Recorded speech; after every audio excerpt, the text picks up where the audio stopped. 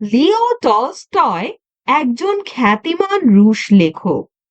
তাকে রুশ সাহিত্যের অন্যতম শ্রেষ্ঠ লেখক, এমনকি বিশ্ব সাহিত্যের অন্যতম শ্রেষ্ঠ ঔপন্যাসিক হিসেবেও বিবেচনা করা হয়। তার দুইটি অনবদ্য উপন্যাস, ওয়ার অ্যান্ড পিস এবং অ্যানা ক্যারেনিনা। টলস্টয়ের জন্ম তুলা প্রদেশের ইয়াসনায়া পলিয়ানা নামক জায়গায়।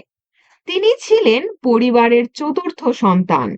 শিশু বয়সে তার বাবা মা মারা যান এবং আত্মীয় স্বজনরাই তাকে বড় করেন। তিনি উপন্যাস ছাড়াও নাটক, ছোট গল্প এবং প্রবন্ধ রচনায় ব্যাপক খ্যাতি অর্জন করেন। তিনি নিউমোনিয়াতে আক্রান্ত হয়ে মারা যান। 1910 সালের 20 নভেম্বর রাশিয়ার আস্তাপোভো নামক এক প্রত্যন্ত স্থানের রেলওয়ে স্টেশনে তিনি অসুস্থ হয়ে পড়েন এবং পরে মারা যান। তার মৃত্যুর পর 1928 থেকে 1958 এর মধ্যবর্তী সময়ে তার সাহিত্যকর্ম 90 খণ্ডে বিভক্ত হয়ে তৎকালীন সোভিয়েত ইউনিয়নে প্রকাশিত হয়।